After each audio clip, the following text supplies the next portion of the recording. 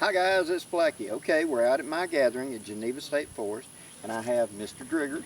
That's right. Who is the, tell him what's your position. I'm a forestry specialist here at Geneva State Forest. I've been working for the Alabama Forest Commission for little over 14 years. Now, tell me about Geneva State Forest. When did they build this particular? I know about Connecticut National, but when did they build Geneva State? Geneva State Forest, this is the way the state come about the forest.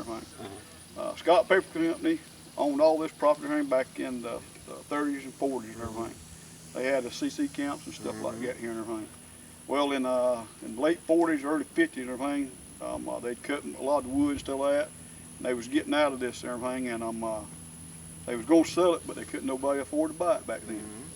Well, so they give it to the Alabama Forest Commission. They just deeded it over to them and everything. And here on Geneva State Forest, we got 7,200 acres here. And being a state forest, now what is the difference between a state and like a national forest? Okay, the state is run by the state of Alabama, and the national forest is run by the federal government. But other than that, the same mission is basically the same, right? Pretty much, you know, Pretty much, which is, as I understand it, it's 1/3 forestry, 1/3 animal, wildlife, etc., 1/3 public access, etc. That's right. It's to have a wild place to go to. That's exactly right. Yeah, we try to accommodate a little bit of everything. What kind of game we got down here? Here on Geneva State Forest and the wildlife managed area here, we got deer, we got turkey, got a few hogs around and about and everything. Then naturally you got quail, dove, rabbit, squirrel, and stuff like that. You know. Plenty of things to hunt. That's right. Now, what's the fee? Because somebody's going to ask this. What's the fee to come out here and hunt, fish, camp, etc.? Okay, if you're going to come hunt here on the managed area here, you have got to have your state hunting license. You got to have the managed area license, and both of them together run you close to somewhere in the neighborhood of about $45. And that's what you got to have to come out here and hunt. We have controlled hunts here. We have controlled deer hunts.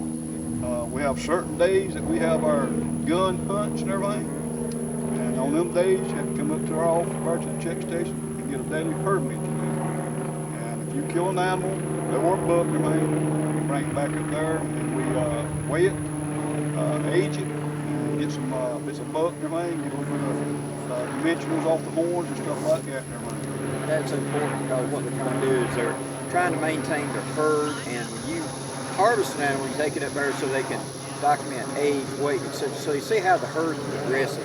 We're ending up with too many old animals, not enough young animals, whatever. It gives us real world information on what's going on in the forest. So that's where the hunter is actually an asset to the forest and to the commission. Now, how often do y'all cut large tracts of land and stuff down here? Right now we're on a schedule. We're cutting one tract a year. You know, and that give or take, it may be 100 acres or it could be 200 acres. It's just according to the block of woods. Right. But that's what we're doing right now. At the rate that we're going right now, in 13 more years, the forest will be thinned. You know, every block in the forest will be thinned. I think we got 47 blocks. Wow. And all of them will be thinned, you know, in about 13 more years.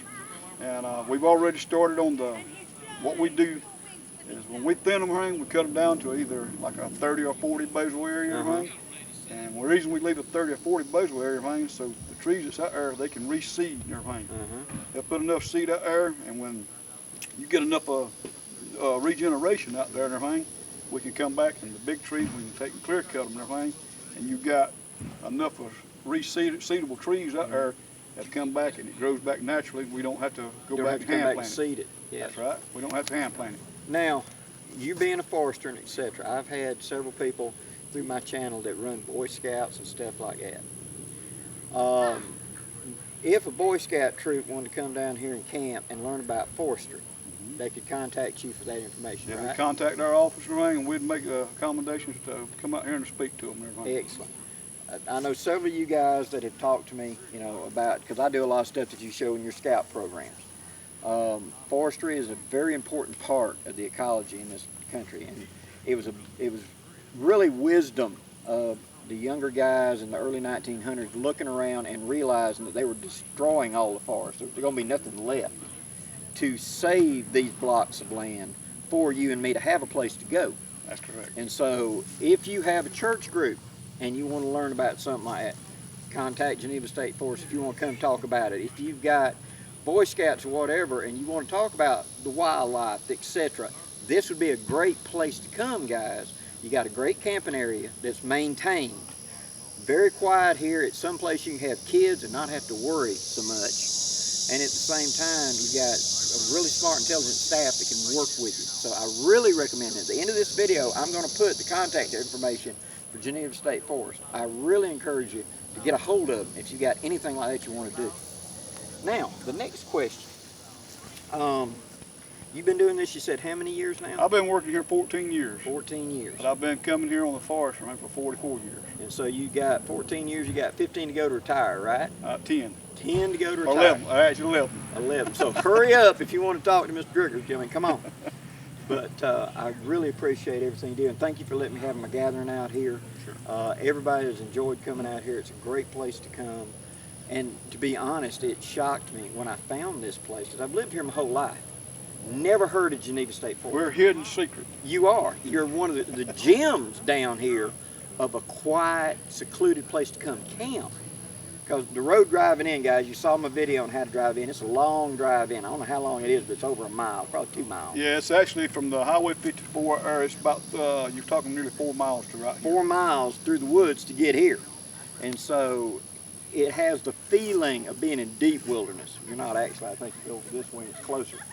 But if you're looking for that kind, you want a place quiet, someplace to come camp, enjoy nature, and you got plenty of wildlife here. Yes, sir. I've seen a real bucket list for me.